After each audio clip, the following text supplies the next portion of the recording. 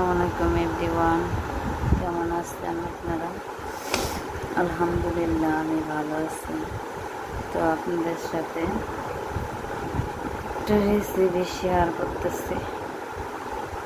সেটা কি দেখতে থাকেন, আপনাদের সাথে শেয়ার করি, ঠিক আছে? যদি কিছু মনে না করেন তো আমার রেসিপিগুলো যদি আপনার ভালো লাগে আপনাদের কাছে, তাহলে আপনারা লাইক কমেন্ট শেয়ার করে দিন। আর আমার ইউটিউব চ্যানেল আছে, ইউটিউব চ্যানেলে সাবস্ক্রাইব করবেন, ঠিক আছে?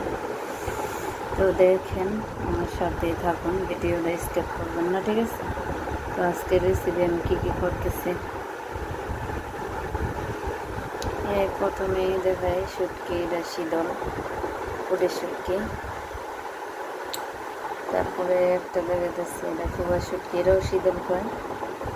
তো সাথে কী নিয়েছি দেখেন, 2 পদ ভর্তা বানানো।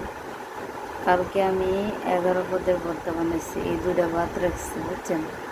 ভর্তার আইটেম হইতে হইল গিয়া 13টা না 14টা হয়তো। তো আমি 3টা আইটেম ভাত রাখছি, এগুলো আর পারি নাই, তো ওগুলো আমি সারি নাই, দেখাম আপনাদের, ঠিক আছে?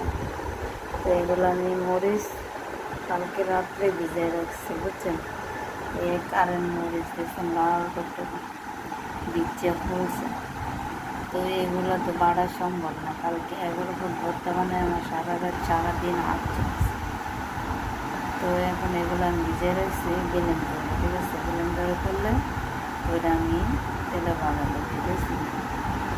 লাল করতে হয়। তো এখানে আছে যে পুরো শুটকি, এখানে নিয়েছি রসুন, আর এখানে নিয়েছি ½ কেজি পরিমাণ পেঁয়াজ। তো এগুলো আমি সব এখন ব্লেন্ডার করবো, কইরা তারপর তেলে বাগার দেবো, ঠিক আছে? তো এইটা ভাত ছিল, তাই এখন করবো মরিচের জন্য। মরিচটা ভিজে নেই, মরিচটা শুকনা, মানে যত ভিজা করবো তত ব্লেন্ড করতে সুবিধা হবে, ব্লেন্ডার করতে, বুঝছেন? তো আমার এই রেসিপিগুলো যদি ভালো লাগে, আমাকে কেউ নক করতে পারেন, মানে অর্ডার করতে পারেন যদি কারো। সবাই তো সবটা পছন্দ করে না। যদি আপনাদের ভর্তা খেতে মনে চায় তো আমাকে নক করতে পারেন, বলতে পারেন, আমি বানাই দিয়ে দেব, ঠিক আছে? তো এগুলো ভর্তা হচ্ছে সব, মানে আমার ছেলের অনেক পছন্দ। কাউকে ভর্তা বানালে সে পেট ভরে ভাত খেতে পারে মাছ গোছের থেকে।